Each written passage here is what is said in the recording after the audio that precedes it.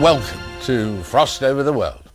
Later in the programme, the Middle East, plus amazing mind reader Darren Brown, the woman MP from Afghanistan who some see as a future president, woman as president, the future of China, and how would God vote?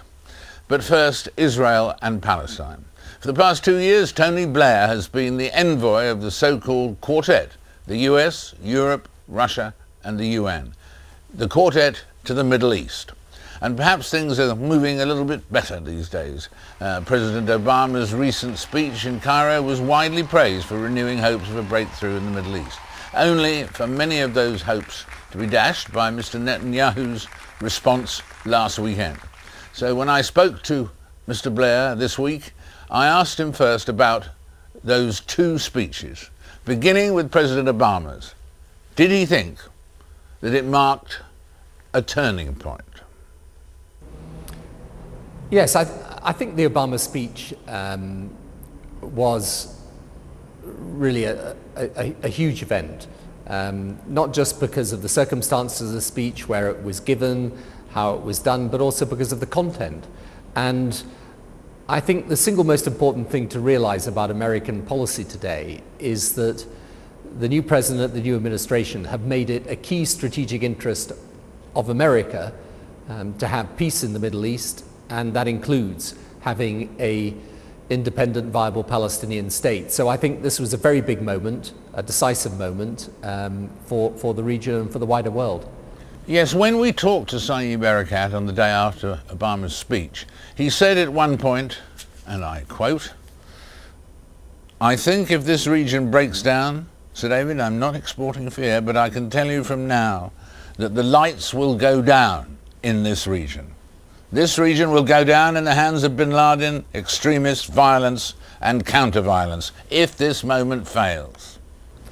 Well, I think everybody knows that there's a broader question as to what the direction of this region is. Is it one towards peaceful coexistence where people of different faiths and cultures live together? Is it one that's at home in the 21st century, economically, socially, culturally? Or do the extremists gain from the fact that the sensible middle ground has failed to make progress? Do the extremists capitalize on that and end up pushing the region into chaos and disintegration? Now, I hope very much, obviously, that we are in a position where we can avoid that, and I think there are some good and interesting signs recently. I think the fact that the Lebanon election turned out the way it did. We had the election in Kuwait, incidentally, that was very important, and the election of the first women MPs there. We've had the situation in Iran, however confused and difficult. Nonetheless, it's clear there are many, many people right across this part of the world who want a future of peace and security and coexistence.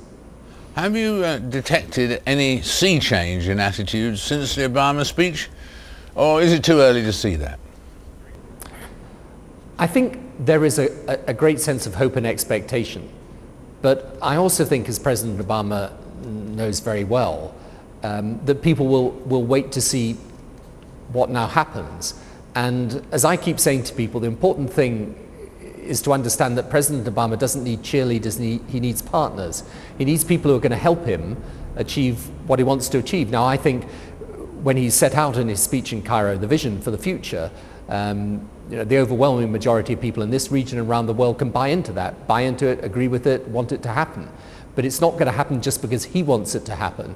He needs others to want it to happen too. And that's why, in this particular instance, the Israel-Palestine issue, we need to make sure everyone's rowing in the same direction. That brings us on with two-state solutions and the rest to the speech by Mr. Netanyahu last weekend, which has received a mixed response, as you'd expect. Some have seen it as a step forward, but more have seen it as a step or two back. Which do you see it as?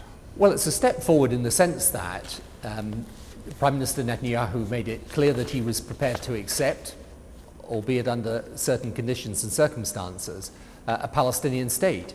And obviously it's important, if we're going to have a negotiation, as I hope and believe we are, that everyone's agreed as to what the outcome, the desirable outcome is, namely two states, an independent, viable Palestinian state and the state of Israel.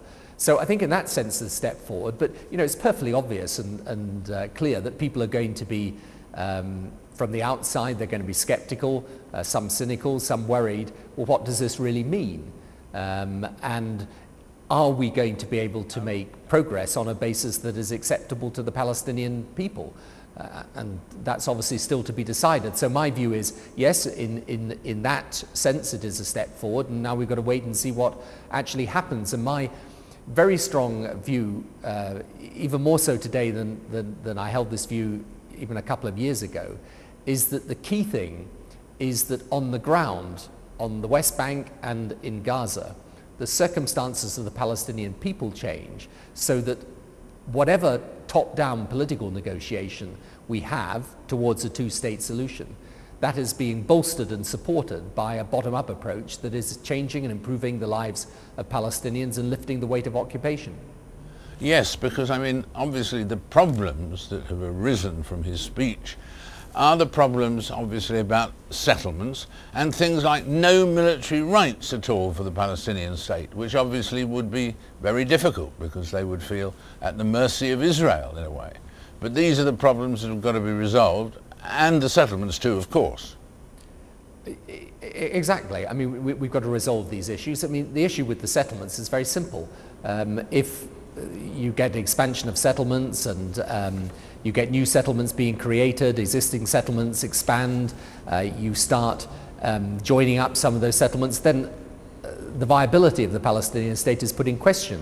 So you, in a sense, what you mustn't have is, through this settlement business, a prejudgment, if you like, of the final status issues, or making them more difficult to resolve. In respect of the rest of it, I mean, I think in relation to issues to do with security, they can be resolved if people really want to resolve them. But I do say that the key thing, and I've come back to this again and again and again, whatever political negotiation you have, and even if you leave aside questions to do with settlements and so on, there are two on-the-ground issues that have to be resolved.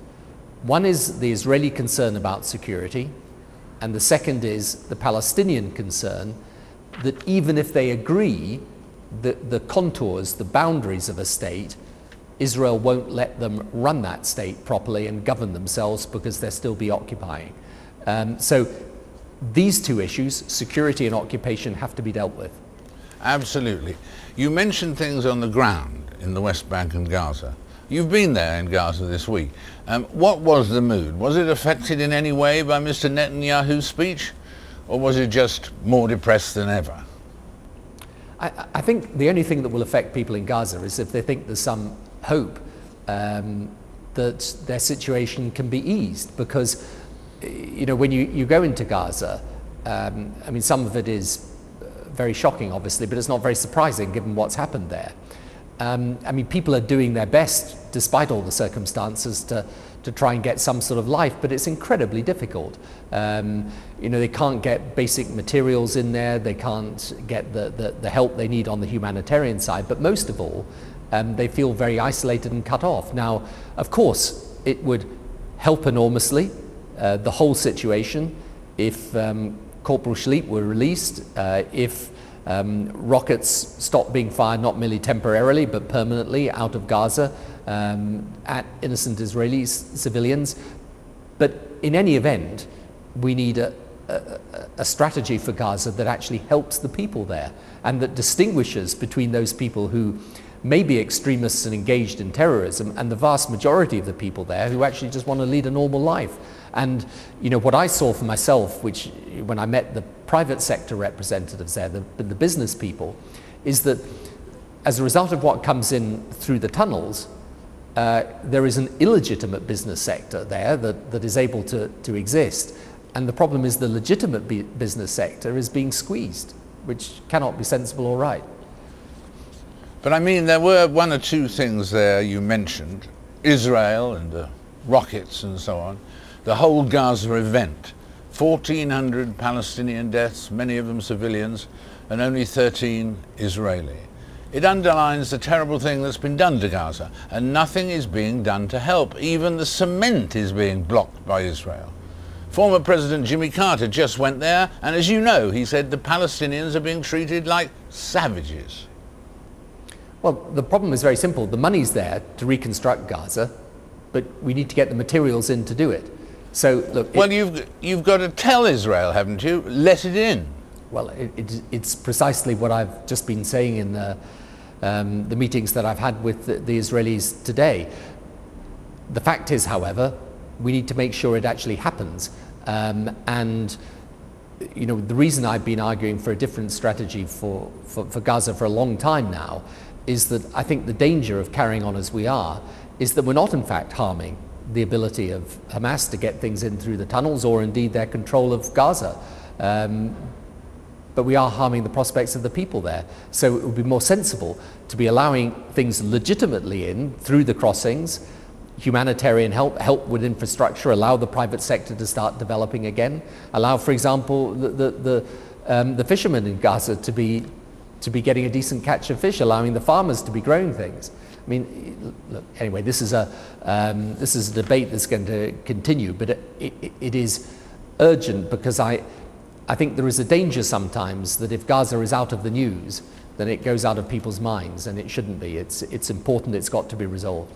So what do we do? I mean, have you ever met with the Hamas leaders at all? No. As you know, it's part of the quartet principles that we don't directly engage with them. But, you know, here's the thing. The Egyptians are talking to Hamas directly. They talk to them, in a sense, on behalf of everybody. I don't think there's a failure of communication at the moment. That's not the problem. The problem is people have got to take decisions. Hamas, Israel, ourselves, we've got to take decisive action to change the situation, and change it for the sake of the Gazan people, because they're the ones that are suffering. A large proportion of the population is under the age of 18. You know, they're young people, and they need some hope and some prospect. I mean, at the moment they can't even get out to study properly. If they get scholarships or the prospect of going abroad, you know, they're not able to do so. There are a whole set of things we could do that would not change Gaza definitively for the future, but would certainly ease the present. Because, I mean, in fact, talking of a two-state solution, there can be no two-state solution without Hamas, can there? There can't be a peace agreement without Hamas, can there? We've got to talk to them sometime. Well, there could be a peace agreement without Hamas, but it's obviously far easier to have... But that would be a three-state solution, though, wouldn't it? No, you certainly couldn't have a... You're absolutely right in this sense, that you could not have a peace agreement unless there was an agreement that included Gaza. Now, whether that includes Hamas or not depends on a whole set of things. But you know, again, what is necessary for Hamas to do to become part of this process is there and fairly easy to see. And I hope very much that in time to come they recognize that the only way we are going to get a Palestinian state that is viable, that is independent, that has Gaza and West Bank in it, is by adopting the peaceful path of political negotiation. And here's where, you know, as we started with the Obama speech, here's where there is no doubt at all. If President Obama gets the right partners on the Israeli side, but also on the Palestinian side, his determination to do this, I have no doubt about at all.